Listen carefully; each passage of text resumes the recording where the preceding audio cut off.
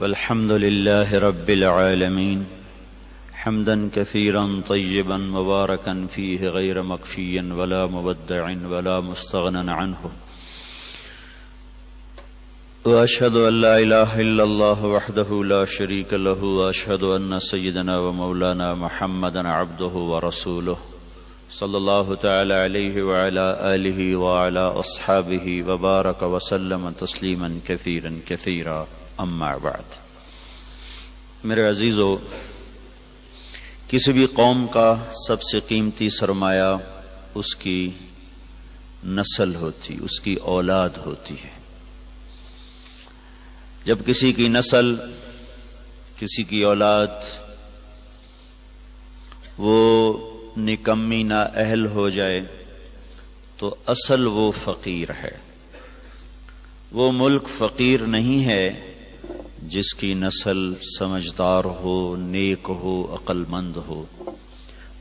وہ ملک فقیر ہے، وہ قوم فقیر ہے، وہ ماں باپ فقیر ہیں جن کی اولاد نکمی ہو، نااہل ہو، بے وقوف ہو۔ کسی بھی ملک کی ترقی کا اور عظمتوں کا دار و مدار وہ آپ بچوں پر ہے۔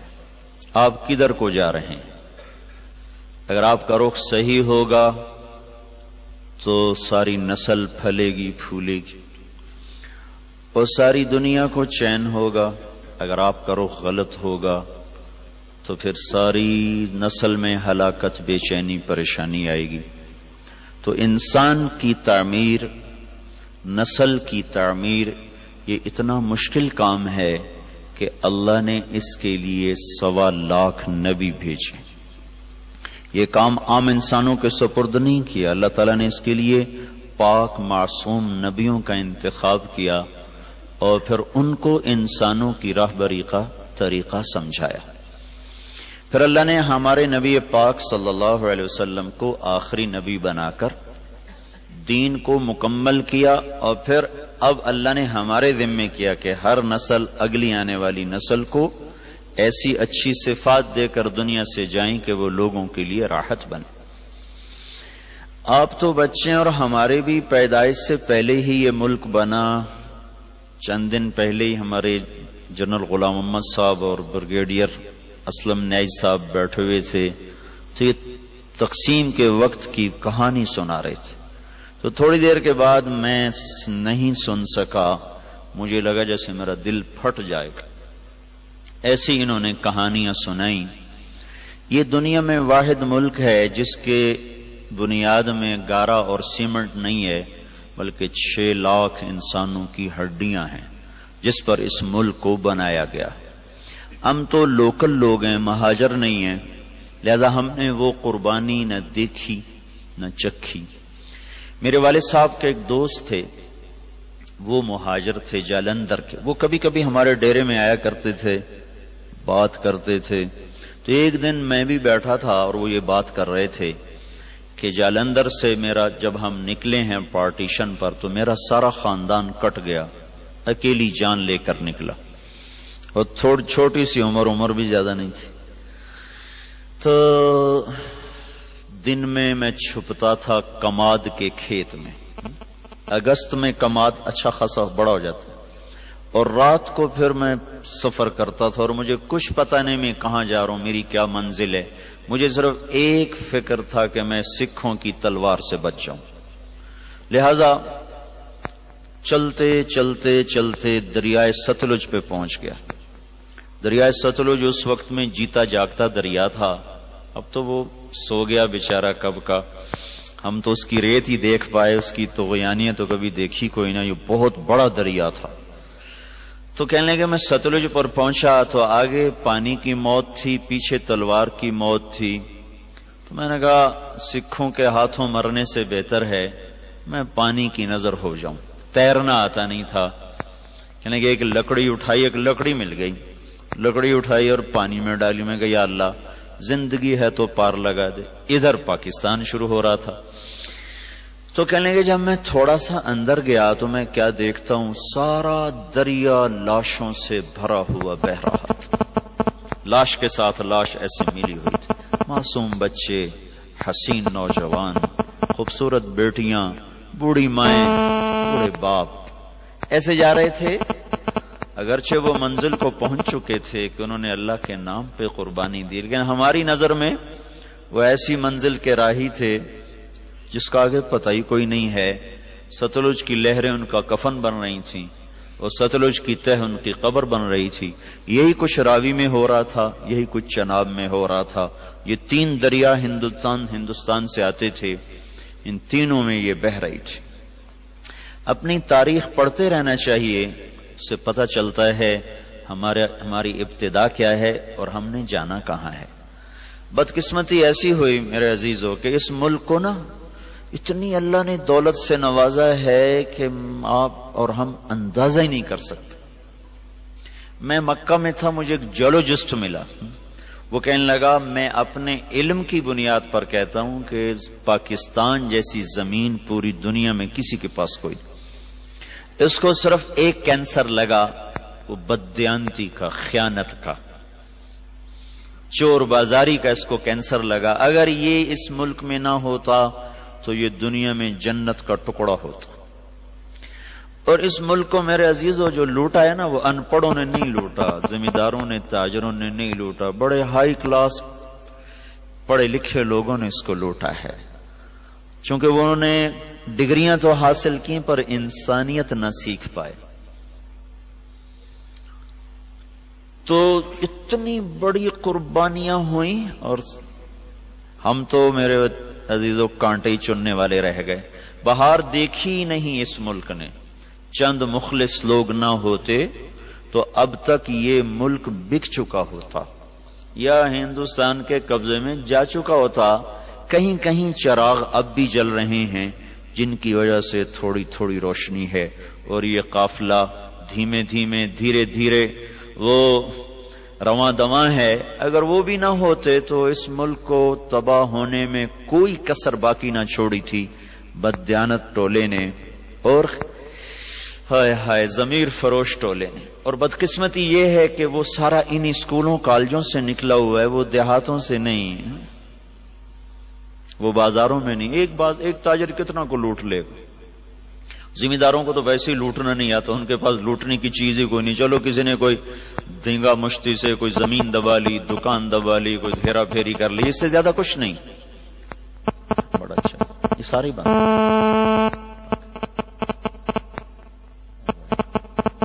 تو آپ ہمارا قیمتی سرمایہ ہو، آپ کا بننا سارے ملک کا بننا ہے، آپ کا بگڑ جانا سارے ملک کا بگڑ جانا ہے۔ تم ایک فرد نہیں ہو، ایک گھر کے نہیں ہو، پوری قوم کے ہو، پوری نسل کے ہو۔ ایک ادارہ جب کوئی، آپ بھی میں سے بچے آگے چل کے ادارے چلانے والے بنتے ہو، بڑے بڑے عہدوں پہ جاتے ہو، تو اگر آپ اللہ سے ڈرنے والے ہوگے تو لاکھوں انسان ہوں گے جو آپ کو ہاتھ اٹھا کے دعائیں دیں گے، اور اگر صرف آپ اپنے پیٹ پہ ہاتھ مارنے والے ہوں گے تو لاکھوں انسانوں کے منہ سے نوالے چھن جائیں گے اور لاکھوں انسانوں کے گھروں کے چراغ بجھ جائیں گے۔ آپ کے گھر میں گھی کے چراغ جلیں گے، لیکن کب تک؟ تو آپ ہمارا قیمتی سرمایہ ہو۔ میں آپ سے تقریر کرنے نہیں، آپ سے چند باتیں کرنے آؤں۔ ہمارے بچے ہو، یہ دور میں نے بھی ہاسٹل لائف گزاری۔ 11 سال کی عمر تھی جب میرے والد صاحب نے مجھے لاہور میں سینٹرل ماڈل سکول ہوتا تھا، وہ بڑا اچھا سکول تھا، وہاں داخل کیا تھا۔ تو پہلے تو میں شوق میں چلا گیا، اور ہم تو ٹاٹ کے سکول سے ایک دم سینٹرل ماڈل سکول میں پہنچ گئے۔ وہ سمجھ ہی نہ آئے کہاں آ گئے، کہاں ہم ٹاٹ میں بیٹھنے والے، کہاں ایک دم ایسا سسٹم جیسے یہاں کا ہے۔ تو وہ ہم بڑے پریشان، یا اللہ یہ میں کہاں آ گیا۔ اور ادھر سے اداسی چڑھے، تو 2-3 دن کے بعد اداسی شروع ہو گئی۔ اب رضائی میں منہ دے کے روئی جائیں یا اللہ۔ اب میں پہلے دن جو کلاس روم میں داخل ہوا، وہ سارے شہری لڑکے، ہم بالکل نپٹ دیہاتی۔ میں کو یا اللہ کوئی اور دیہاتی نظر آئے تو میں اس کے پاس بیٹھوں، یہ تو شہریوں سے میں ویسے ہی ڈر لگتا تھا۔ تو میں نے سارے لڑکوں کو ایسے دیکھا، 6D میرا سیکشن تھا، اور محمد اشرف صاحب وہ میرے کلاس انچارج تھے۔ تو میں داخل ہونا، سہما پہلی دفعہ پتلون چڑھائی، وہ بھی کئی ادھر سے ڈھیلی۔ اور میں نے دیکھا، سب کو دیکھا، تو سب سے آخر میں نا ایک لڑکا ایسے کر کے بیٹھا تھا، ایسے، اور ایسے سے دیکھ رہا تھا سب کو، ڈرا ہوا نا. میں نے کہا یہ دیہاتی ہے، میری طرح کوئی پھنسا ہوا ہے. تو میں سیدھا اس کے پاس جا کے بیٹھا. اس دن اس سے دوستی لگی 1964 اور اب 41 سال ہو گئے، آج تک اس سے ہماری یاری نبھ رہی. وہ سرگودے کے میلا فیملی میں سے تھا. تو جب میں قریب پہنچا تو اس کو شہری لڑکے چھیڑ رہے تھے نا. اس کا ذرا ناک تھا کافی لمبا، تو اس کہتے چوہا، وہ کہتا تھوڑی ماں نو، اور چوہا کہا تھوڑی بہن نو. تو مجھے پکا یقین ہو گیا کہ یہ جو گالیاں دے رہا ہے نا یہ بس میرا ہی برادری ہے. تو میں اس کے پاس جا کے بیٹھ گیا. تو اب اردو تو ہمیں آتی کوئی نہیں تھی. میں کہ کتھو دائیں آندھا سر گود دے دا.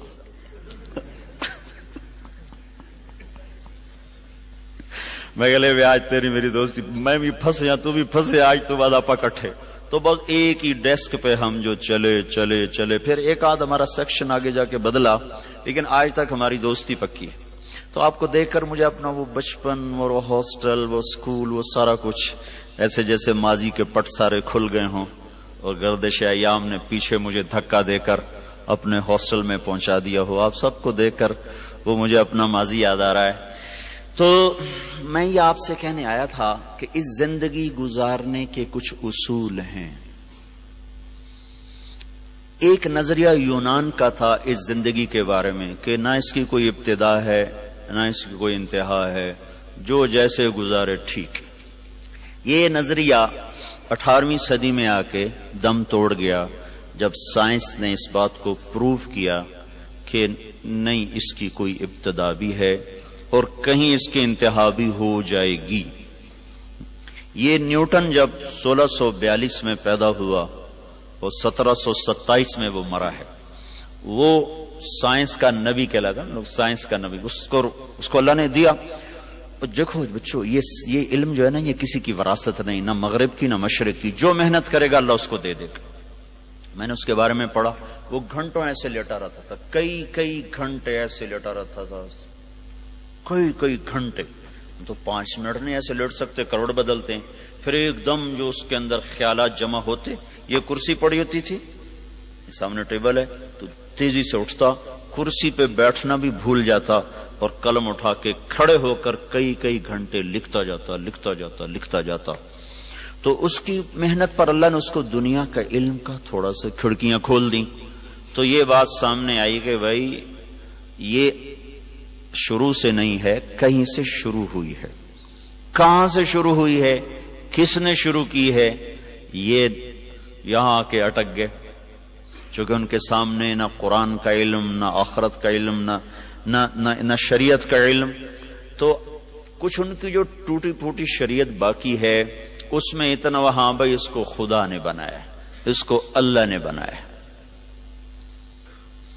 1711 میں ایک سائنسدان پیدا ہوا جرمنی میں، ایڈورڈ ہیوم. وہ 1778 میں مرا ہے. تو نیوٹن نے یہ بتایا کہ یہ کائنات ایک سائنٹیفک طریقے سے چل رہی ہے، ایک آٹومیٹک سسٹم ہے جس کے تحت چل رہی. وہ خدا کا منکر نہیں تھا. ہیوم نے آ کر خدائی کا انکار کیا.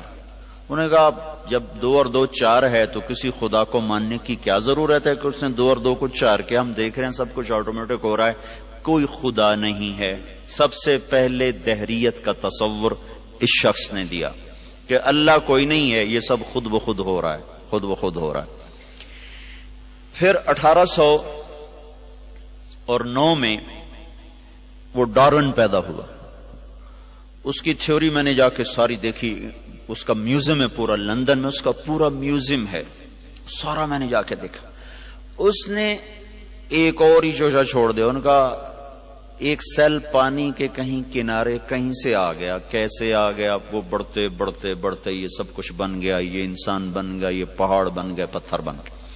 اس میں بھی کوئی نیکی بدی کا کوئی تصور نہیں ہے، آٹومیٹک پیدا ہوا، لہذا چلو بھی ٹھیک، خود بخود ہو گیا، جو مرضی کرو.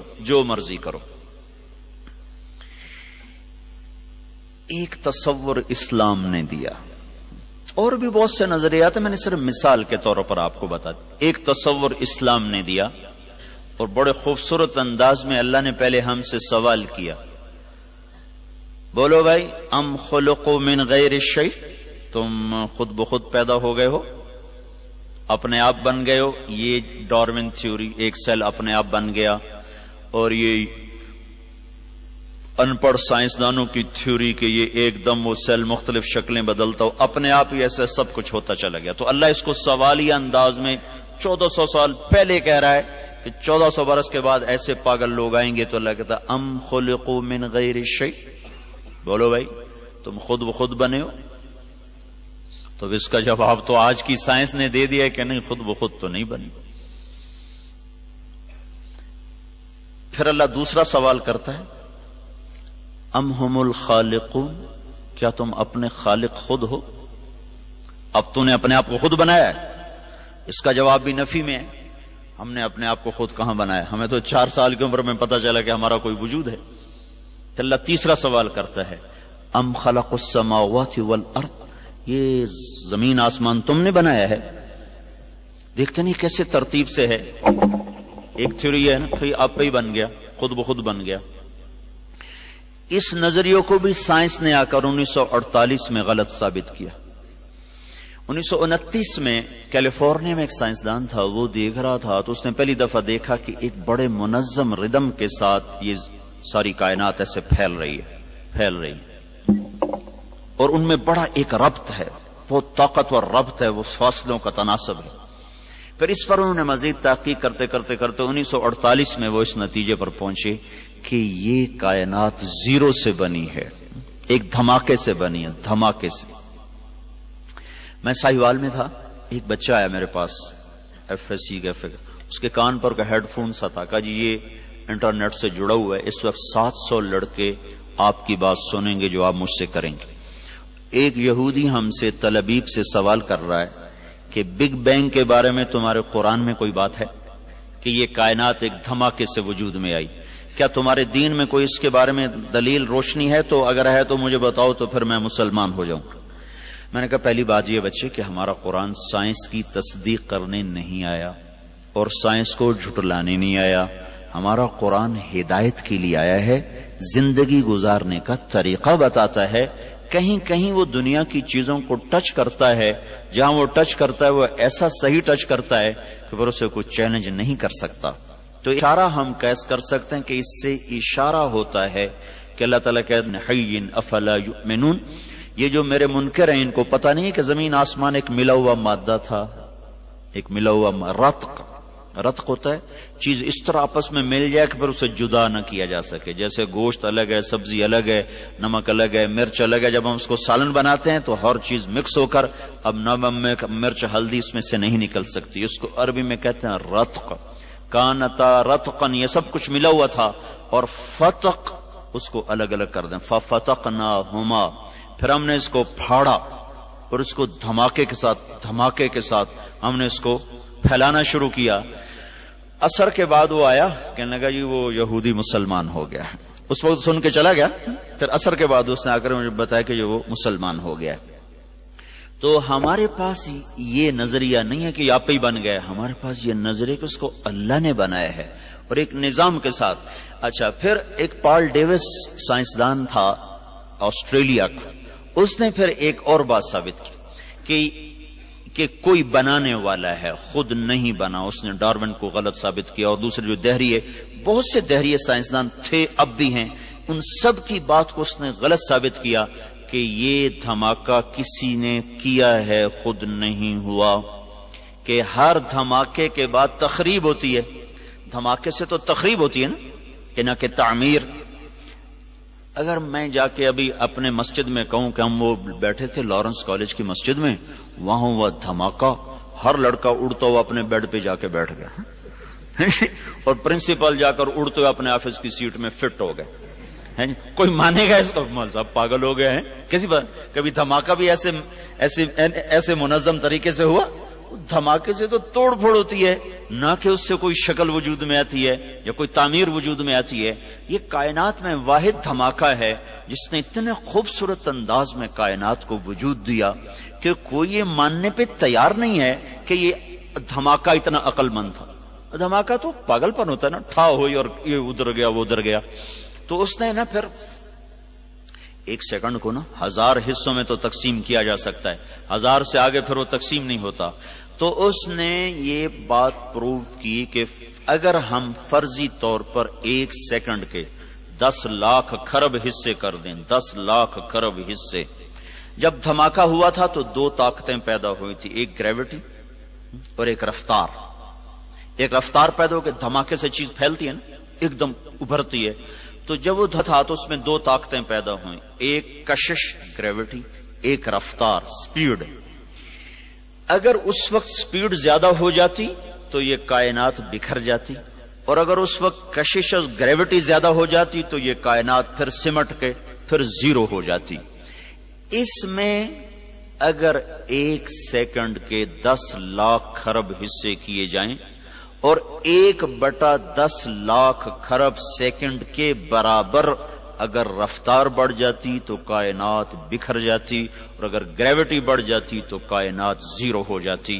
تو یہ کوئی کیسے تسلیم کرے کہ یہ آٹومیٹک ہو گیا، یہ خود بخود ہو گیا؟ کوئی تو ہے، کوئی تو ہے، اور وہ کون ہے؟ یہاں آ کے وہ اٹک جاتے ہیں۔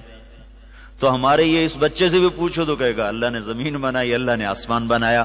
تو اس کو اللہ نے یوں جواب دیا، ان ربکم اللہ الذی خلق السماوات والارض فی 6 ایام، تیرا اللہ ہے جس نے زمین آسمان 6 دن میں بنائے، ثم استوى علی العرش، پھر عرش پہ تخت بچھایا، یغشی اللیل النہار، پھر دن اور رات کا نظام چلایا، یطلبہ حثیثا، دن آگے چلتا ہے رات پیچھے چلتی ہے، اور پھر الشمس والقمر والنجوم مسخرات بامرہ، پھر اس نے سورج چاند ستاروں کو اپنے تابع کر دیا۔ تو ہمارے لیے ایک جواب آسان ہو گیا کہ سب کا بنانے والا اللہ ہے۔ پہاڑ کیسے بن گئے؟ کہ والجبال ارساہا، اللہ نے گاڑ دیے۔ پانی کیسے بن گیا؟ کہ اللہ تعالی نے بنایا، فسالت اودیۃ بقدرہا۔ زمین کیسے بن گئی؟ والارض فرشناہا فنعم الماہدون، اللہ نے بنا دی۔ میٹھا پانی کہاں سے آیا؟ وہ بھی اللہ نے بنایا، ھذا عذب فرات سائغ شرابہ۔ کڑوا کس نے بنایا؟ کہ وہ بھی اللہ نے بنایا، وھذا ملح اجاج، یہ کڑوا بدبودار۔ اللہ نے کڑوے پانی کو نا بطور نعمت کے ذکر کیا کہ سمندروں کا پانی ہم نے کڑوا بنایا، دریاؤں کا پانی ہم نے میٹھا بنایا۔ یہ ہمارے لیے کیا مزہ ہے، یہ ہمارے لیے کیا نعمت ہے۔ اگر سمندر کے پانی میٹھے ہوتے تو یہ بدبودار ہو جاتے، اور ایک پانی کا تالاب گندا ہو جائے نا تو سارا گاؤں مصیبت میں آ جاتا ہے۔ 7 سمندر کا پانی گندا ہو جاتا اور بدبودار ہو جاتا تو ہمیں تو مری میں بیٹھنا ہی مشکل ہو جاتا، یہاں لوگ مر رہے ہوتے۔ تو اللہ نے اس میں تیزاب پیدا کر دیا جو اس کی گندگی کو جلاتا رہتا ہے، جلاتا رہتا ہے، جلاتا رہتا ہے۔ پھر اس میں اللہ طوفان اٹھاتا ہے، موجیں اٹھاتا ہے، لہریں اٹھاتا ہے۔ کوئی تھوڑی بہت چیز بنے بھی صحیح تو پانی کی آپس کی طوفانی ٹکراؤ سے اللہ اس کو بھسم کر دیتا ہے۔ اب یہ نمک آتا کہاں سے ہے؟ اس میں نمک ہر وقت کہاں سے آتا رہتا ہے؟ اگر تو اللہ ہمارے ذمہ لگاتا، ہاں بھائی پانی کو کڑوا رکھو ورنہ یہ تمہیں تباہ کر دے گا، اس کی بدبو تمہیں برباد کر دے گی، تو پھر انشاءاللہ لارنس کالج والے سارے کھیوڑا کی کان کے آگے کھڑے ہوتے، ٹرک بھر رہے ہوتے، جی سب کی باریاں لگی ہوتی، ذمہ دار تاجر۔ اللہ نے ہمیں اتنا نمک دیا، پوری دنیا میں اتنا نمک کسی کے پاس کوئی۔ تو اللہ نے کیا کیا؟ زمین کو تھوڑا سا جنوب کی طرف جھکا دیا اور ادھر سمندر کر دیے، اور پہاڑوں کو شمال کی طرف کر دیا، اوپر برف جما دی۔ پھر زمین کے جھکاؤ سے فائدہ اٹھاتے ہوئے اللہ پاک نے پانی کو جنوب کی طرف بہانا شروع کیا، پہاڑوں پہ برف پگھلی، وہ ندی نالوں میں بدلی، چشمے شامل ہوئے، جھرنے شامل ہوئے، آبشاریں شامل ہوئی، وہ پانی ایک طاقت کے ساتھ پتھروں سے ٹکراتا ہوا اور بل کھاتا ہوا ایک حسن بھی اللہ نے بنا دیا، خوبصورتی بھی بنا دی۔ لوگ ناران کی جھیل دیکھنے جا رہے ہیں، حالانکہ اتنا سفر، مصیبت خانے، پتھر، پہاڑ، ٹکریں، پھر بھی جا رہے ہیں۔ وہاں سے یہ پانی جب میدان میں آتا ہے تو زمین میں نمک ہے، تو یہ پانی کیا کرتا ہے؟ زمین کی رگوں سے نمک کو کھینچتا ہے اور پورے ٹرالے بن کر ٹنوں ٹن دنیا کے سارے دریا نمک سمندر میں پھینک رہے ہیں۔ روزانہ کروڑوں اربوں ٹن اللہ ہی جانے پانی سمندر میں نمک کو پھینکتا رہتا ہے۔ سمندر کڑوے رہتے ہیں اور ہم مزے میں رہتے ہیں، اگر یہ میٹھے ہو جاتے ہم برباد ہو جاتے۔ سارے شہر کا پانی کڑوا ہو، جہاں سے نہر گزر رہی ہے وہاں نل کا کھودو پانی میٹھا ہوگا۔ فیصلہ آباد میں میری رہائش ہے، میرا علاقہ خانوال ہے، رہائش میری فیصلہ آباد میں، تو وہاں سارے شہر کا پانی گندا ہے، اس میں سے ایک نہر گزر رہی ہے، اس نہر کے دونوں طرف جتنے نلکے ہیں سب کا پانی میٹھا، چونکہ پانی بہتا رہتا ہے اور اس کے اندر کے نمک کو کھینچ کے آگے چلتا رہتا ہے چلتا رہتا ہے چلتا رہتا ہے۔ تو یہ ہمیں اللہ تعالیٰ نے جواب دیا، ام خلقوا من غیر شیء، کیوں بھائی آپ ہی بن گئے خود بخود؟ اگر خود بخود بنے تو جاؤ جو کرنا ہے مرضی کرو۔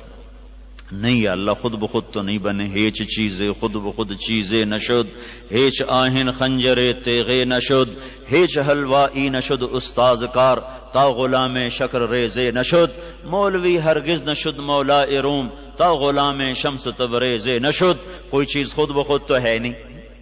تو پھر اللہ تعالیٰ ہم سے کہتا پتہ تو کرو تمہیں کس نے بنایا ہے، یہ بہت بڑا زندگی کا سوال ہے، تمہیں کس نے بنایا، تمہیں کون موت دیتا ہے، تم کیوں پیدا ہوتے ہو، تم کہاں جا رہے ہو؟ یہ علم میرے بچوں کالجوں اسکولوں میں نہیں پڑھایا جا رہا، یہ علم اللہ نے بطور مسلمان کے ہم پر فرض قرار دیا، اور پھر اللہ تعالیٰ نے قرآن کے ذریعے سے حدیث پاک کے ذریعے سے اسے محفوظ کر دیا۔ تو زندگی کا سفر شروع کرنے سے پہلے یہ طے کرو کہ تم نے زندگی گزارنے کیسی ہے۔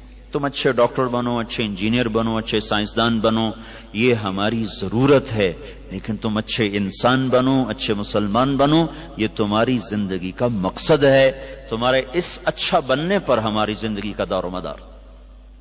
ایک ڈاکٹر آئے ہیں میو ہاسپٹل کے، وہ ایم ایس ہیں، پہلے بھی ایم ایس آئے، سارے ہسپتال میں دوائیاں فری تقسیم ہونے لگ گئیں، ہر مریض کا علاج فری ہو رہا ہے۔ ساری دنیا میں ایسا نہیں ہو رہا، ساری دنیا میں ایسا نہیں ہو رہا۔ اور میو ہاسپٹل کے 18 آپریشن تھیٹر ہیں، سب میں دوا مفت جاری، ایک سستی سے سستی دوا سے لے کر 1 لاکھ کی دوا مفت ایک مریض پہ لگ رہی ہے کہ ایک ڈاکٹر صحیح انسان آ گیا، اور اس نے جتنا پیسہ، میں نے اس سے پوچھا، میرا دوست ہے، میں نے کہا اتنے پیسے کہاں سے خرچ کر رہے ہو؟ کہا جو حکومت فنڈ دیتی اسی سے خرچ کر رہا ہوں۔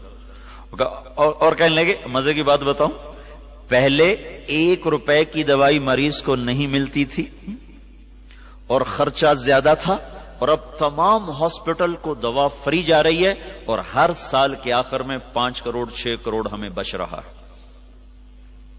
ہر شے فری کر کے 6 کروڑ 7 کروڑ بچ رہا ہے، اور اس وقت ہر شے پیسے پہ تھی اور پیسے گھٹتے تھے کہ ایک انسان، ایک صحیح مسلمان اللہ سے ڈرنے والا ہے۔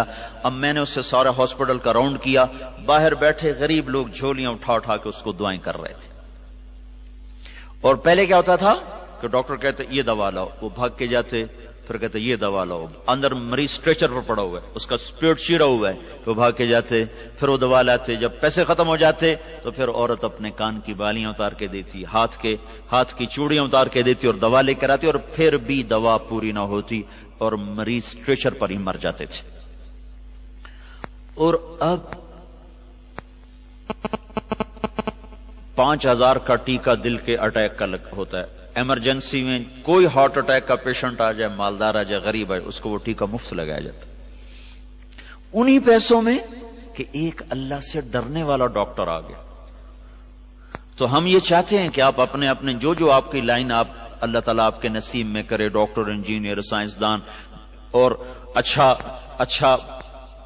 افسر، جو بھی آپ بنے، لیکن پہلے آپ اچھے مسلمان بنے تاکہ آپ کسی کا درد محسوس کر سکیں۔ ایک بہت بڑا ڈاکٹر تھا، پہلا نیورو سرجن پاکستان کا، پہلا نیورو سرجن کراچی کا تھا۔ اس کے پاس ایک شخص تھا، کہا جی ایک مریض ایکسیڈنٹل میں نے اٹھا کے اس کو ایمرجنسی میں لایا ہوں، آپ برائے مہربانی اس کو دیکھ لیں۔ تو اس ڈاکٹر نے کہا پہلے میری فیس رکھو پھر میں دیکھنے جاؤں گا۔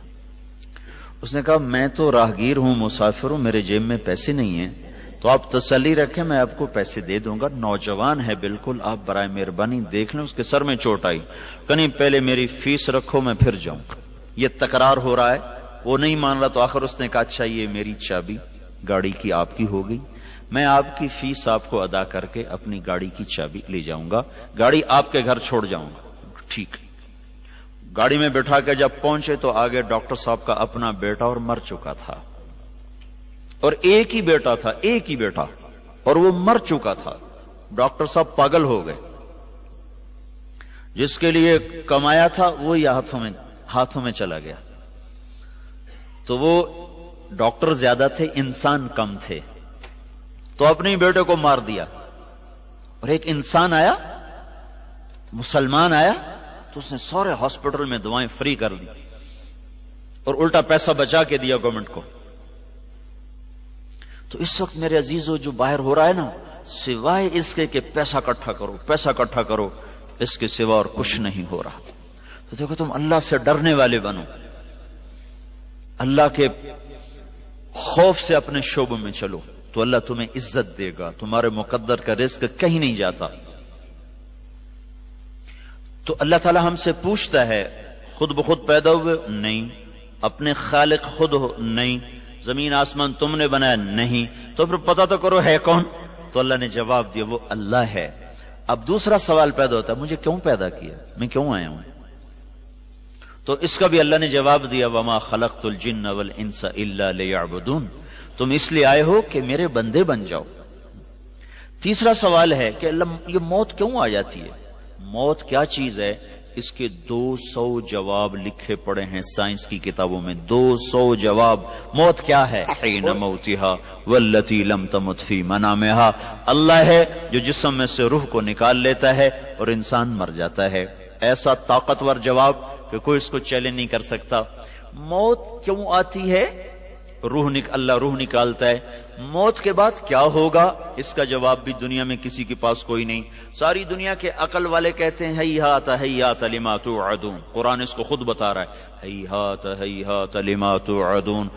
موت کے بعد کچھ نہیں ہے بھائی یہی موج میلہ کر لو، ناچ لو، گا لو، یہی ہے جو کچھ ہے، آگے کچھ نہیں. ان ہی الا حیاتنا الدنیا، یہی دنیا کی زندگی ہے. وما نحن بمبعوثین، موت کے بعد کوئی زندگی نہیں. لیکن ہمارے اللہ نے جواب دیا کہ نہیں فانما ہی زجرۃ واحدہ فاذا هم بالساہرہ، ایک آواز سے تمہیں ماروں گا اور اسی آواز سے تمہیں اٹھاؤں گا اور تم میرے سامنے کھڑے ہوگے. اور پھر فریق فی الجنت و فریق فی السعیر، ایک کو جنت کا فیصلہ کروں گا، ایک کے لیے آگ کا فیصلہ کروں گا. تو یہ بھی اللہ نے ہمیں دیا. اب میرے بچوں ہمارے سامنے صرف یہی نہیں کہ ہم نے کمانا ہے یا ہم نے ڈاکٹر بننا ہے، بیوروکریٹ بننا ہے، 22ویں گریڈ تک پہنچنا ہے. آئے ہائے، ایک ہمارے تھے والد صاحب کے دوست ذمہ دار، ان کا بیٹے نے نا ٹاپ کیا. اس میں ٹاپ کیا بلکہ سارے ریکارڈ توڑے. وہ CSS کے ایگزامینیشن میں نا ٹاپ کیا اور سارے ریکارڈ پچھلے توڑے. تو ان کے والد سے ملاقات ہوئی نا تو کہنے لگے انشاءاللہ میرے بیٹے نے سیکٹری بننا ہی بننا ہے. اتنے خوش. وہ افسر تو بڑا بن گیا. کچھ عرصہ پہلے فرمانے لگے جس بیٹے کی خاطر سب کچھ قربان کیا اسی بیٹے نے مجھے ذبح کر دیا. وہ CSS میں تو ٹاپ کر گیا لیکن وہ انسان نہ بنا. تو باپ پر اور ماں پر وہ چڑھائیاں کی کہ ماں باپ 8 آنسو روئے کہ بیٹا اس سے تو اچھا تھا تو ان پڑھ رہتا، ہماری خدمت تو کرتا، تجھے پڑھا کے ہم نے کیا پایا.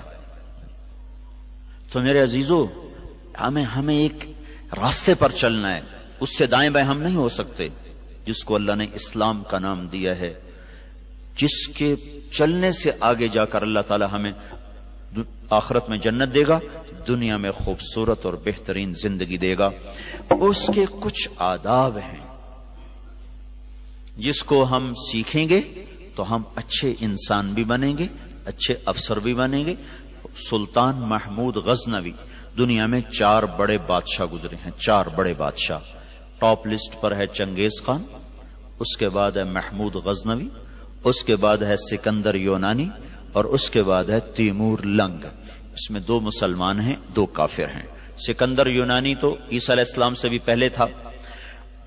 تو 355 قبل مسیح اس کا انتقال ہوا اور صرف 33 برس کی عمر میں وہ 13 جون 353 قبل مسیح بابل میں وہ ملیریا بخار میں مر گیا. ساری دنیا میں ظلم کر کے کھوپڑیاں کھڑی کر دیں اور اللہ نے جو پکڑا 33 سال کی عمر کہنے لگا ہے کوئی مجھ سے میری ساری سلطنت لے لے اور مجھے یونان پہنچنے کی مہلت دے دے، لیکن وہ راستے میں مر گیا۔ اس کا بیٹا ملتان میں قتل ہو گیا تھا، ملتان کی لڑائی میں اس نے ملتان فتح، اس کا ایک ہی بیٹا تھا، وہ یہاں قتل ہوا، اس کی سلطنت 3 سرداروں میں تقسیم ہو کر زیر و زبر ہو گئی۔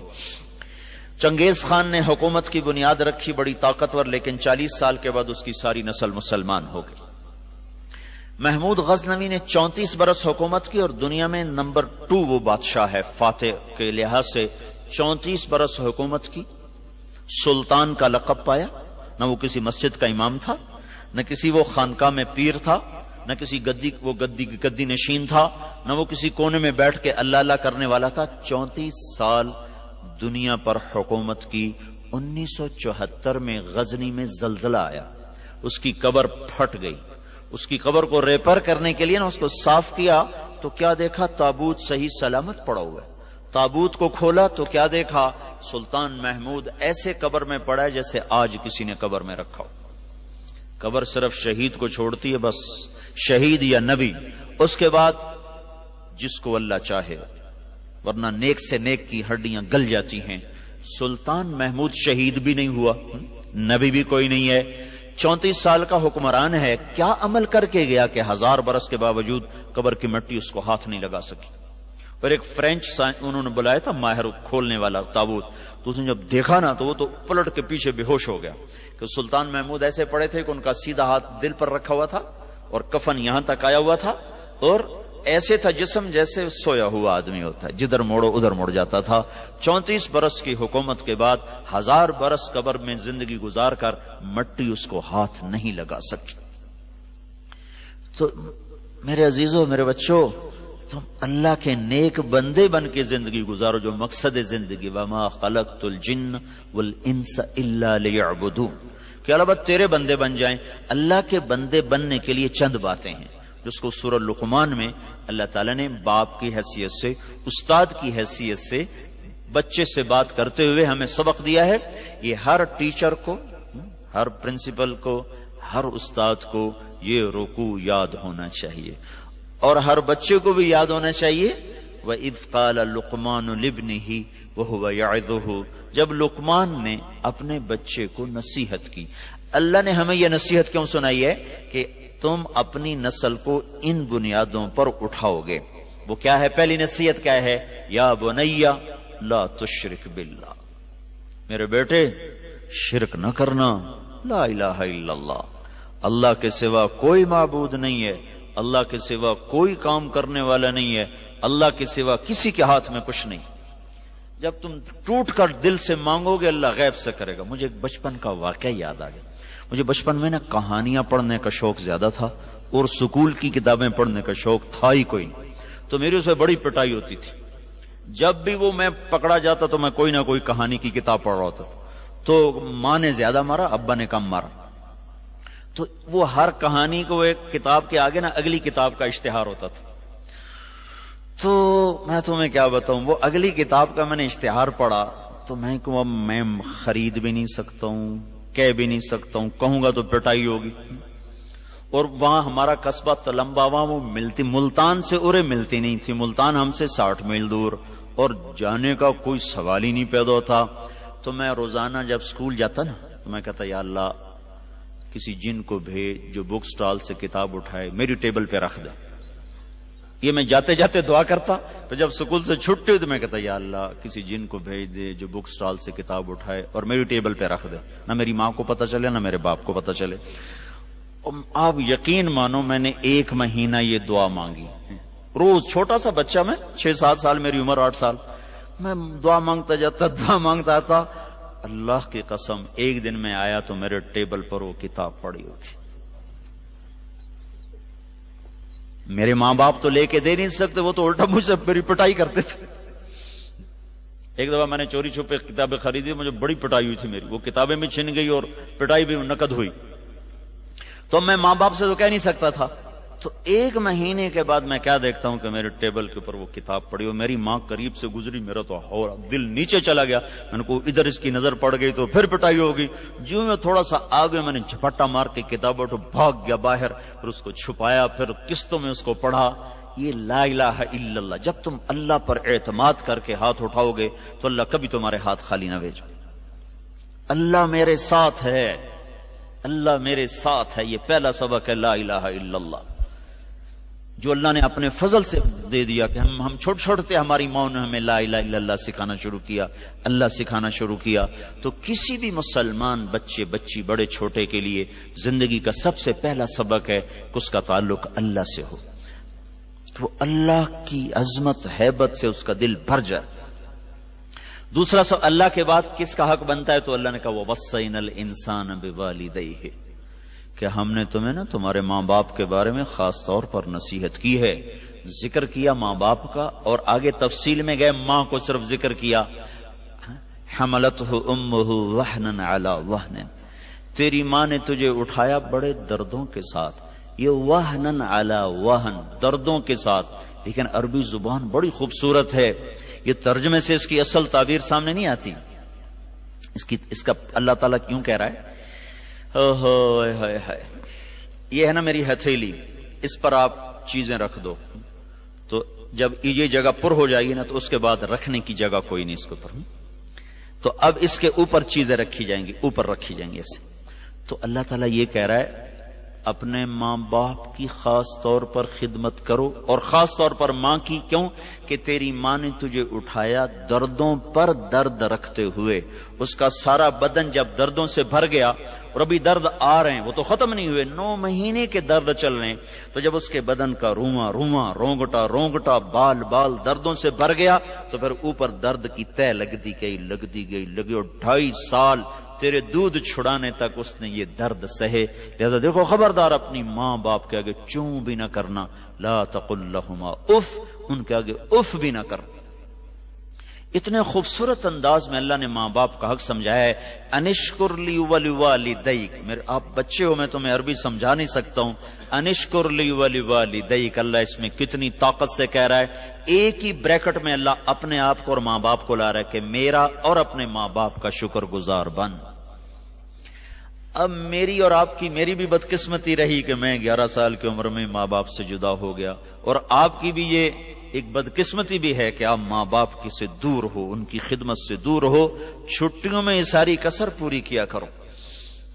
ایک آدمی آیا کہ یا رسول اللہ میں نے اپنی ماں کو کندھے پہ بٹھا کے حج کرایا ہے، کبھی اللہ آپ کو حج پہ لے جائے گا تو آپ دیکھنا کتنا مشکل سفر. اب تو سڑکیں ہیں پھر بھی مشکل ہے. کوئی 16 میل بنتا ہے مکہ سے جو مینا کا وہ جو عرفات ہے وہ قسطوں میں چونک کے جاتے ہیں. 15-16 میل کا سفر ہے، اور وہ پہاڑ تھے. کہ میں نے اپنی ماں کو کندھے پہ اٹھایا، حج کرایا، طواف کرایا. اب میں نے اپنی ماں کا حق ادا کر دیا. تو ہمارے نبی نے فرمایا تو نے ابھی ماں کا جو دودھ پیا تھا نا 2 سال، اس میں سے ابھی 1 گھونٹ کا حق بھی ادا نہیں کیا. 1 گھونٹ. اور اس سے بھی بڑی بات بتاؤں، عبید اللہ بن عمیر کے پاس ایک شخص آیا، کہا جی میں نے اپنی ماں کو خراسان سے اٹھایا، خراسان افغانستان میں، اور یہاں سے میں اس کو لے کے چلا ہوں، میں نے اس کو حج کروایا اور کندھے پہ ہی لے کے چلا ہوں سارے سفر میں. تو کیا اب میں نے اپنی ماں کا حق ادا کر دیا؟ تو انہوں نے ارشاد فرمایا ابھی 1 گھونٹ دودھ کا حق ادا نہیں ہوا. اور عبداللہ بن عمر طواف کر رہے تھے، ایک بدو طواف کر کے نا اپنی ماں کو کندھے پہ بٹھا کے طواف کر رہا تھا. تو جب طواف ختم ہونے لگا تو اس نے ماں کو ایسے، کیا اماں تیرا حق ادا ہو گیا، تیرا حق ادا ہو گیا؟ تو عبداللہ بن عمر نے فرمایا تیری ماں نے تجھے تھک تھک کر جو ہزاروں نہیں کروڑوں لمبے لمبے سانس لیے تھے نا، ابھی اس میں سے 1 سانس کا بھی حق ادا نہیں ہوا. جو ماں باپ کا حق نہیں پہچانتا وہ کبھی دنیا میں کامیاب نہیں ہو سکتا. اور میرے بچوں، ماں باپ کے بعد دوسرا باپ استاد ہوتا ہے. باپ کے بعد دوسرا جو باپ ہے وہ استاد ہوتا ہے. جو استاد کے آگے سر جھکائے گا اللہ اس کو اس کے علم میں نفع عطا کرے. تو اللہ تعالیٰ نے دوسری چیز جو بطور انسان مسلمان اور اچھا کامیاب انسان ہونے کے ہمیں دی ہے، وہ ماں باپ کی خدمت اور ماں باپ کی اطاعت دی ہے. موسیٰ علیہ السلام نے ایک دفعہ اللہ تعالیٰ سے کہا یا اللہ میرا جنت کا ساتھی کون ہے؟ تو اللہ تعالیٰ نے کہا وہ فلانا قصائی نا گوشت بیچنے والا. تو موسیٰ علیہ السلام بڑے حیران ہوئے، قصائی میرا ساتھی کیسے بنا دیا؟ وہ اللہ تعالیٰ کہتے ہیں بھائی فلاں مجاہد، فلاں غازی اور فلاں عالم، فلاں پیر، فلاں بزرگ تیرا جنت کا کہنے کسائی تو ویسے ہی آپ کو پتا چھری ہر وقت ان کے ہاتھ میں ہوتی، ان کا ویسے ہی دل سخت ہو جاتا۔ تو موسیٰ علیہ السلام دیکھنے چلے گئے، میں دیکھوں تو وہ کون سا کسائی ہے جو جنت میں میرا ساتھی بن گیا ہے۔ تو دیکھا ایک کسائی ایسے بیٹھا چوکڑی مار کے اپنا گوشت کاٹ رہا ہے، بیچ رہا ہے۔ دیکھتے رہے جب وہ اس کا گوشت ختم ہو گیا نا تو اس نے ٹکڑا اٹھایا ایک گوشت کا اور تھیلے میں ڈال کے چل دیا۔ تو موسیٰ علیہ السلام کہنے لگے میں تیرے ساتھ آ سکتا ہوں؟ اس کو نہیں پتا یہ موسیٰ ہیں، کہنے لگا آ جاؤ۔ وہ گھر گیا، اس نے جا کے وہ گوشت کی بوٹیاں بنائیں، پھر ہانڈی پہ چڑھایا اور ادھر آٹا گوندنا شروع کیا۔ پھر آٹا گوندنے کے بعد رکھ دیا، وہ تھوڑا سا نرم ہونے میں کے لیے چھوڑ دیا، پھر ہانڈی پہ آ گیا، اس کو پکایا، اتنے میں آٹا نرم ہو گیا تو اس نے اس کی روٹیاں پکائیں، پھر اس کو پلیٹ میں سجایا، تھالی میں سجایا اور ٹرے اٹھا کر ایک بوڑھی عورت ایسے لیٹی پڑی تو اس کو اس نے اٹھا کے کندھا دیا اور نوالے بنا کے اس کو کھلاتا رہا۔ پھر جب اس نے کھا لیا تو اس نے اس کا منہ صاف کیا تو اس نے کچھ کہا، عورت نے کچھ کہا، اس نے ہٹا دیا۔ موسیٰ علیہ السلام نے کہا یہ کون ہے؟ کہا جی میری ماں ہے، بہت ضعیف ہو گئی ہے، میں صبح جب جاتا ہوں ساری اس کی خدمت کر کے جاتا ہوں، پھر اپنے کام پہ جاتا ہوں، شام کو جب واپس آتا ہوں پہلے اس کو کھانا کھلاتا ہوں، اس کے بعد اب میں اپنے بچوں کو کھانا کھلاؤں گا، دیکھوں گا۔ تو موسیٰ علیہ السلام نے کہا یہ کیا کہہ رہی تھی جب تو منہ صاف کر رہا تھا، لٹا رہا تھا، یہ کچھ کہہ رہی تھی؟ وہ کہنے لگا جی یہ پاگل ماں ہے، جب بھی میں اس کی خدمت کرتا ہوں شروع ہو جاتی اللہ تعالیٰ تجھے جنت میں موسیٰ کا ساتھی بنائے۔ میں کہاں اور موسیٰ کہاں ہے، میں کتھے تھے موسیٰ کتھے ہیں؟ تو موسیٰ علیہ السلام نے کہا نہیں تیری ماں نے تیرا کام بنا دیا ہے، میں ہی موسیٰ ہوں، تجھے دیکھنے آیا ہوں۔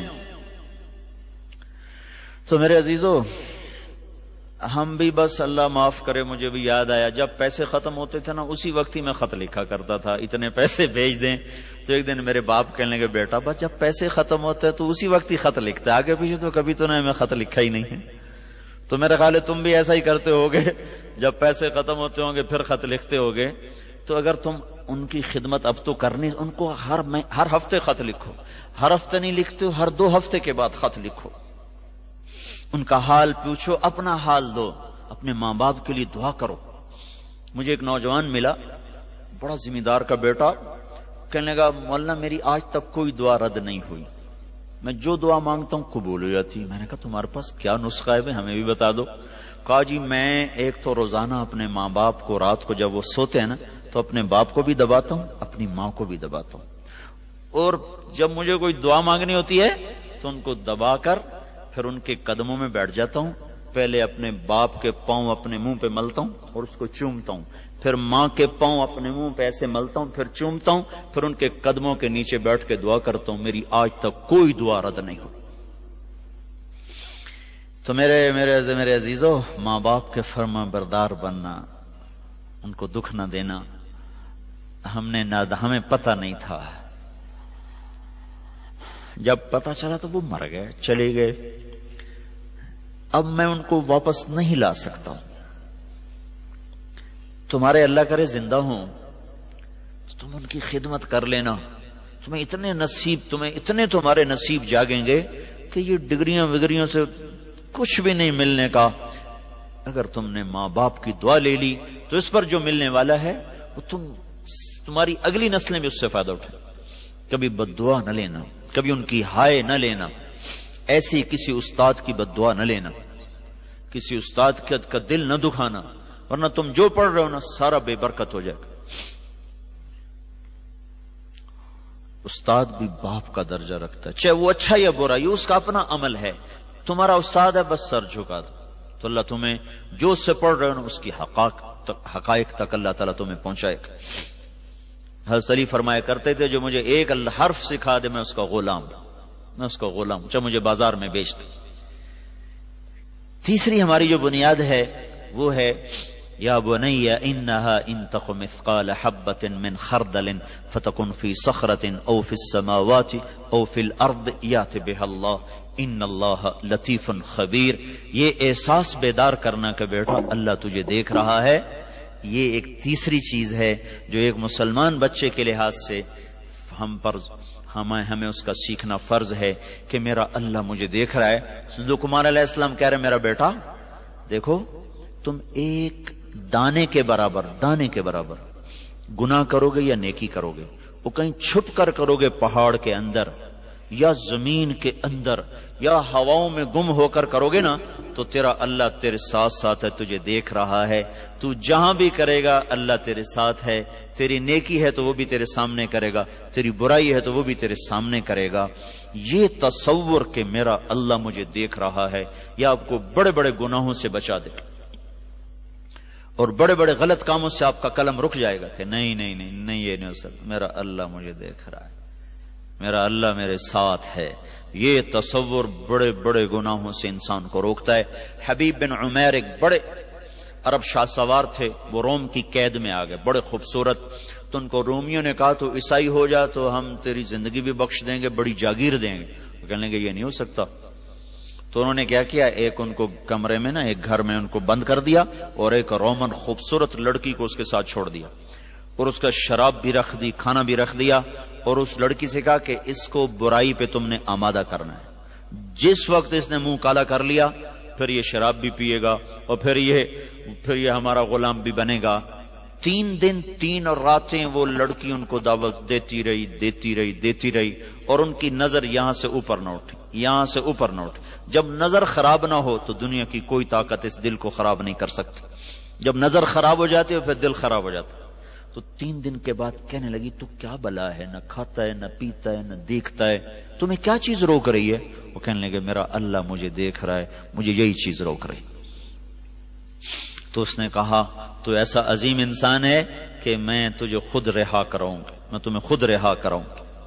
تو اس نے رات کو آ کر دروازہ کھولا اور اس کو پیسے بھی دیے، کھانا بھی دیا کہ یہ ستارہ ہے، اس کو سیدھے ہاتھ پہ رکھنا اور چلتے رہنا، عراق پہنچ جاؤ گے۔ یہ وہ تصور ہے میرا اللہ مجھے دیکھ رہا ہے جس نے ان کو اس برائی سے روکا بند کمرے میں۔ چوتھی چیز کیا ہے؟ یا بنی اقم الصلاۃ، میرے بیٹے نماز پڑھنا۔ نماز مسلمان کی نشانی ہے۔ علماء نے لکھا ہے کہ کافر کے بعد سب سے بڑا متکبر بے نمازی ہے۔ آپ حیران ہوں گے یہ مول صاحب کیا کہہ رہے ہیں، کافر تو سب سے بڑا متکبر ہے جو اللہ کو مانتا ہی نہیں، کافر کے بعد سب سے بڑا متکبر بے نمازی ہے۔ ایک آپ کو مثال دے، یہ آپ کے پرنسپل صاحب آپ کے سامنے بیٹھے، یہ کہیں بیٹا بات سنو، آپ ایسے بیٹھے رہو دیکھتے رہو، پھر یہ کہیں بیٹا بات سنو، آپ پھر نہ ہاں کرو نہ کرو، ایسے ان کو دیکھتے رہو، پھر چوتھی دفعہ بولیں بیٹا بات سنو، پھر بھی آپ جواب نہ دو، پھر آپ کو بولیں بیٹا بات سنو، پھر بھی آپ جواب نہ دو، تو یہ کتنی بڑی خطا ہے۔ اور استاد کا کیا تاثر بنے گا، کتنا بڑا متکبر بچہ ہے کہ میں استاد ہو کے بلا رہا ہوں، میری بات ہی نہیں سن رہا۔ یہ بات سمجھ میں آ رہی ہے؟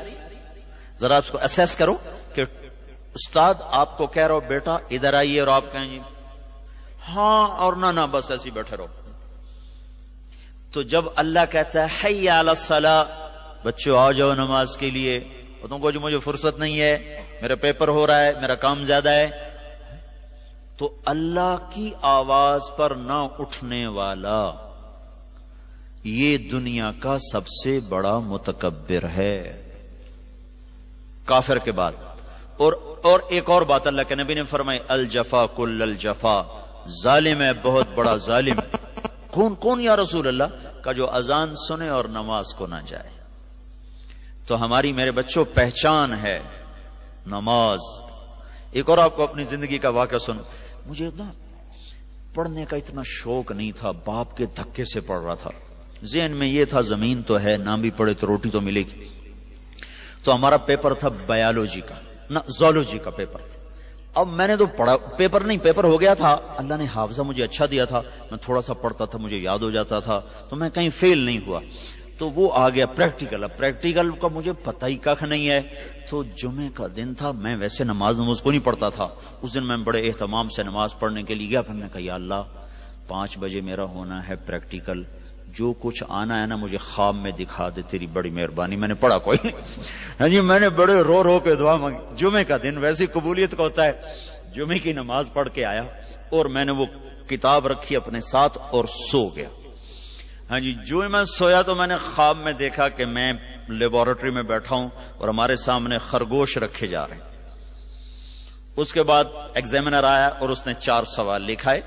ایک سوال تو مجھے آج بھی یاد ہے کہ اس کی ڈسیکشن کرو اور اس کا ڈائجسٹو سسٹم وہ ظاہر کرو. اگلے 3 سوال مجھے یاد نہیں، وہ اس نے لکھا ہے. ایک دم میری آنکھ کھلی، میں نے ایک دم کتاب اٹھائی، 4 سوالوں کو دیکھا اور جا کر بیٹھا. جو ہی میں داخل ہوا نا تو ہمارے سامنے خرگوش آنے شروع ہو گئے. میں نے کہا لے بھائی پہلی بات سچی ہو گئی، خواب کا پہلا حصہ سچا ہو گیا. پھر اس کے بعد وہ میرے الٹے ہاتھ سے میرے خواب میں ایگزامینر اندر داخل ہوئے تھے خواب میں، اسی طرح الٹے ہاتھ سے وہ اندر آئے اور انہوں نے 4 سوال لکھائے، وہی جو میں نے خواب میں دیکھے تھے. اور میں تو پہلی رٹا لگا چکا تھا، ٹھکا سب سے پہلے فارغ ہو کر نکلنے والا میں تھا. نماز ایسی دولت ہے، کبھی نہ پڑھی اور اس دن اپنی ضرورت سے پڑھی، اللہ نے پھر بھی سن لیا. اور اگر مستقل پڑھو گے تو پھر اللہ کیسا خوش ہوگا، کیسا راضی ہوگا. تو نماز کا نہ پڑھنا میرے بچوں یہ سب سے بڑا تکبر ہے، وہ سب سے بڑا ظلم ہے کہ جس خالق نے مجھے پیدا کیا اس کو ہی سجدہ نہ کرو. 5ویں چیز ہے وَأْمُرْ بِالْمَعْرُوفِ وَانْهَ عَنِ الْمُنْكَرِ، کہ بھلائی کی دعوت دو اور برائی سے روکو. یہ بطور مسلمان یہ ہماری پہچان ہے کہ ہم اچھی باتوں کی دعوت دیتے ہیں، بری باتوں سے روکتے ہیں. چونکہ اب نبی کوئی نہیں آنا نا، اب ہماری ذمہ ہے. ہم اپنے گھر میں بیٹھتے ہیں، میرا بچہ اس اسکول پڑھتا تھا بڑے سے چھوٹا، تو وہ گھر میں بات ہوتی وہ سنتا. تو اس کا جو تھا نا ساتھ سیٹ پہ بیٹھنے والا، اس کے گھر میں ڈش تھی، اس کو ڈش آیا تھا اور یہ اس وقت یہ کیبل وغیرہ تو تھا نا ڈش. تو یہ روز میرا بچہ گھر میں سنتا کچھ باتیں، تو اس کی دوستی تھی. تو اس نے بتایا کہ ہمارے گھر میں ڈش ہے. انہوں نے کہا جو ڈش دیکھتا ہے نا اس میں گندی چیزیں ہوتی ہیں، اس سے اللہ تعالیٰ گناہ دیتے ہیں. آج تم جا کر نا اوپر چھت پہ چڑھ کے نا ڈش توڑ دینا. وہ دونوں کی عمر تھی 5 سال کے، تو 7 سال. تو اگلے دن وہ کہنے لگا، وہ بیٹا میرا کہا کہ آج میرے دوست کی نا بڑی پٹائی ہوئی. میں نے کہا کس نے کی؟ کہا اس کے ابو نے کی. کہا کیوں کی؟ کہا میں نے اس کو کہا تھا اویس تم نے جاتی جا کے نا ڈش توڑ دینی. تو چپ کر کے اوپر گیا اور اینٹ اٹھا کے ساری ڈش توڑ دی. اور ٹی وی آن کیا تو وہ چلا نہیں، پتا چلا کہ اس نے توڑ دی. باپ نے خوب اس کی پٹائی کی. تو گھر میں سنی ہوئی بات کو بچہ آگے نقل کر رہا ہے اپنی سطح کے مطابق. تو میرے بچوں ایک ہمارا یہ کام ہے کہ ہم مسجد کی دعوت دیں، گانے کی دعوت نہ دیں، سچ کی دعوت دیں، جھوٹ کی دعوت نہ دیں، محبت کی دعوت دیں، نفرت کی دعوت نہ دیں. یہ اس امت کا سبق ہے، زندگی کا سبق ہے. وَأَمْرُ بِالْمَعْرُوفِ وَانْهَ عَنِ الْمُنْكَرِ. 6ٹھی چیز ہے وَاصْبِرْ عَلَى مَا أَصَابَكَ. بچوں یہ زندگی بڑی تلخ ہے، یہاں خوشیاں تلاش کرنا جو ہے نا بے وقوفی ہے. یہاں یہ سمجھو اگر کوئی خوشی مل گئی تو اللہ تیرا شکر ہے. جیسے سفر میں تازہ روٹی اچھی روٹی مل گئی تو یا اللہ شکر ہے، ورنہ ہم تصور لے کر نکلتے ہیں کہ ٹھنڈا سالن ملے گا، ٹھنڈی روٹی ملے گی، ٹھنڈی چائے ملے گی. کہیں کوئی اچھی مل گئی تو یا اللہ تیرا شکر ہے. اس دنیا کا ڈیزائن ایسا ہے کہ اس میں دکھ زیادہ ہیں اور راحتیں کم ہیں، اور اس میں غم زیادہ ہیں اور خوشیاں کم ہیں. تو یہاں اس سبق کے بغیر یہ زندگی گزر نہ سکے گی. وَاصْبِرْ عَلَى مَا أَصَابَكَ. بیٹا صبر سیکھنا، کبھی بے صبر نہ ہونا. جب تم صبر سیکھ کے مرو گے نا تو اللہ قیامت کے دن اعلان کرے گا صبر والے آ جاؤ. تو چھوٹی سی جماعت کھڑی ہوگی، اللہ تعالیٰ کہے گا چلے جاؤ جنت میں، تمہارا کوئی حساب کتاب نہیں، یہ بغیر حساب کے جنت میں چلے جائیں گے. 7ویں چیز ہے زندگی میں جو سب سے اہم چیز ہے وہ ہے وَلَا تُصَعِّرْ خَدَّكَ لِلنَّاسِ وَلَا تَمْشِ فِي الْأَرْضِ مَرَحًا إِنَّ اللَّهَ لَا يُحِبُّ كُلَّ مُخْتَالٍ فَخُورٍ وَاقْصِدْ فِي مَشْيِكَ وَاغْضُضْ مِنْ صَوْتِكَ إِنَّ أَنكَرَ الْأَصْوَاتِ لَصَوْتُ الْحَمِيرِ. اس چیپٹر کو، اس مضمون کو اللہ تعالیٰ نے سب سے زیادہ جگہ دی، سب سے آخر میں ذکر کیا ہے. اس سارے کا خلاصہ یہ ہے کہ بیٹا اپنے اخلاق اچھے رکھنا. اس ساری 6 سطروں کا خلاصہ یہ، بیٹا اخلاق اچھے رکھنا. اور میرے بچوں اخلاق اتنا مشکل کام ہے کہ زندگی کا سب سے مشکل سبق ہے اچھے اخلاق بنانا. تو اللہ نے اس کو سب سے آخر میں ذکر کیا. ہمارے استاد صاحب فرمایا کرتے تھے ہاں بھائی بچوں پیپر دیکھو، جو سب سے آسان سوال ہو پہلے اس کو کرو، پھر جو اس کے بعد پھر اس کو کرو. مشکل سوال کو سب سے آخر میں کرنا، کہیں ایسا نہ ہو کہ اس میں اٹک جاؤ اور سارا وقت گزر جائے. تو اخلاق کا کویسچن بڑا مشکل ہے، تو اللہ تعالیٰ نے 7 چیزیں پیش کی، سب سے آخر میں اس کو رکھا کہ میرے بیٹے بدتمیز نہ ہونا، ولا تصاعر خدک للناس، بدتمیز نہ ہونا، اخلاق اچھے رکھنا۔ امام حسن اور حسین نے دیکھا ایک بابا جی وضو غلط کر رہے ہیں۔ اب ہمارا طریقہ یہ تھا، بابا جی غلط کر رہے ہو، ایسا نہیں کیا کرتے، ایک دم ٹوک دینا ہے۔ تو اب دونوں بچوں نے سوچا کہ بابا جی نے وضو بھی غلط کیا ہے، ان کو بتانا بھی ہے، اور ہم چھوٹے ہیں یہ بڑے ہیں، اب بتائیں گے تو ان کی بےزتی، نہ بتائیں گے تو یہ ہمیشہ ایسا کرتے رہیں گے۔ تو دونوں آ گئے کہ چاچا ہم دونوں بھائی آپس میں لڑ رہے ہیں، میں کہتا ہوں میرا وضو اچھا ہے، یہ کہتا ہے میرا وضو اچھا ہے، تو ہم دونوں آپ کے سامنے وضو کرتے ہیں، پھر آپ نے ہمیں بتانا ہے کہ ہم میں سے کس کا وضو اچھا ہے۔ یہ اخلاق ہے میرے بچوں، یہ اخلاق ہے۔ تو اب دونوں بچوں نے وضو کیا تو بابا جی کہنے لگے بیٹو تم دونوں کا ٹھیک ہے، میرا غلط ہے تم دونوں کا ٹھیک ہے، اور میں تم پہ قربان جاؤں، تم نے جس طرح مجھے سبق دیا ہے میں تم پہ قربان جاؤں، آل رسول ایسے ہی ہوتے۔ تو اپنے اخلاق اچھے رکھنا، کبھی کسی بڑے سے بدتمیز نہ ہونا، کبھی کسی نوکر سے بدتمیز نہ ہونا۔ آپ سارے کھاتے پیتے گھروں کے بچے ہو، کبھی کسی نوکر سے بدتمیز نہ ہونا۔ اللہ کے نبی نے آخری وصیت کی تھی، آخری وصیت، اور آخری وصیت ہمیشہ بڑی قیمتی ہوتی ہے، الصلاۃ وما ملکت ایمانکم۔ اس کے بعد آپ نہیں بولے تھے اور اللہ کے پاس چلے گئے تھے، میری امت ایک نماز نہ چھوڑنا، ایک نوکروں سے بدتمیزی نہ کرنا۔ یہ جو لوگ ہوتے ہیں نا، ڈرائیور نے تھوڑی سی گاڑی لگا دی، تیری مانو تیری بہن، اپنے ہاتھ سے لگ جائے کہتے او ہو، جب اپنے ہاتھ سے لگے کہتے او ہو، ڈرائیور سے لگ جائے تیری مانو تیری بہن، اپنے ہاتھ سے جتنی مرضی اٹھاؤ ہو جائے او ہو یار گڈی لگ گئی، اور ڈرائیور سے لگ جائے تو نہ اس کی ماں چھوڑیں گے نہ بہن چھوڑیں گے۔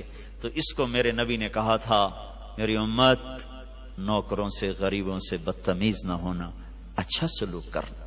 یہ چیپٹر بڑا مشکل ہے جی، میں نے نمازی بڑے دیکھے، روزے دار بڑے دیکھے، پر گالی نہ نکالنے والا دیکھا ہی کوئی، بڑے حاجی دیکھے، بڑے عمرے والے دیکھے، پر میں نے آج تک نہیں دیکھا جو گالیاں نہ دیتا۔ تو یہ اخلاق، یہ زبان کے ساتھ بڑا تعلق ہے اخلاق کا۔ تو میرے بچوں اس زبان کو احتیاط سے استعمال کرنا۔ لقمان علیہ السلام کا فرمان ہے کہ میں کبھی چپ رہنے پہ نہیں پچھتایا، جب بھی پچھتایا اپنے بول پر ہی پچھتایا۔ تو اس لیے نا اپنے غصے کو پینا، ابھی سے اس کی پریکٹس کرو۔ بس یہ طبیعت ہوتی ہے، جلدی سے غصہ آ جاتا ہے۔ میرا بڑے سے چھوٹا جو بیٹا ہے اس کی یہ نیچر ہے، وہ ایک دم غصے میں پھٹتا ہے۔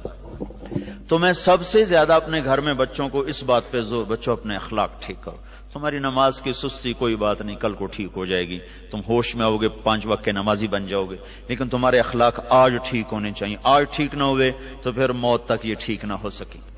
تو اس پر میں بڑا ان کو زور لگاتا ہوں۔ تو وہ ماشاءاللہ بہت کم ہو چکا ہے، 70% اس میں وہ چیز ختم ہو چکی۔ تو شروع میں جب میں سمجھا کے تھک جاتا پھر وہ اسی پھٹ پڑتا، تو ایک دن میں نے کہا بیٹا میں تمہیں اتنا سمجھاتا ہوں پھر بھی جب تمہیں غصہ چڑھتا ہے تو تم کسی کو بھی نہیں دیکھتے، یہ کیوں کرتے ہو ایسا؟ کہا بابا مجھے آپ کی باتیں تو یاد ہوتی ہیں لیکن جب غصہ چڑھتا ہے نا تو جب میں چپ ہوتا ہوں تو پھر میرے یہاں سینے میں ایسے ایسے ہونے لگتا ہے، ایسے ایسے، پھر میں نہ بولوں تو پھر میرا گزارا نہیں ہوتا، وہ یوں ہونے لگتا ہے، یوں ایسے۔ تو یہ جو یوں ہوتا ہے نا، اس کو تم تھوڑا سا دبا لو گے نا پھر تم ایک عظیم انسان بن جاؤ گے۔ تو یہ چند صفات ہیں جو قرآن نے بتائی ہیں، جو بچوں کے اندر ہونی چاہیے، جو ٹیچر ماں باپ کے ذمہ ہے بچوں میں پیدا کریں۔ اس کو میرے بچوں اللہ سے مانگ کر سیکھو اور کرو۔ آپ ایک گھر کے افراد ہو، ہم آج تک جو ہاسٹل میں زندگی گزری، اس وقت جو دوستیاں لگیں وہ آج تک سلامت ہیں، وہ آج تک زندہ ہیں۔ حالانکہ میں تو ایک دم بائی چانس ہی اللہ کے فضل سے میں تو میڈیکل میں جوائن کر رہا تھا کہ مجھے 3 دن کے لیے میرا ایک دوست جماعت میں لے گیا، وہیں سے میرے 4 مہینے ہو گئے، پھر میرا سارا ٹریک بدل گیا، پھر میں رائمنڈ کے مدرسے میں داخل ہو گیا، پھر میں نے وہاں تعلیم حاصل کی۔ میرے دوست کوئی کسی طرف چلا گیا، کوئی کسی طرف، لیکن جن سے ہاسٹل میں اچھا وقت گزرا تھا وہ آج بھی یاد ہیں، آج بھی ان سے تعلق ہے، آج بھی ان کے لیے دعا کے لیے ہاتھ اٹھتا ہے۔ تو یہ دن بڑے اچھے ہوتے ہیں، پیار محبت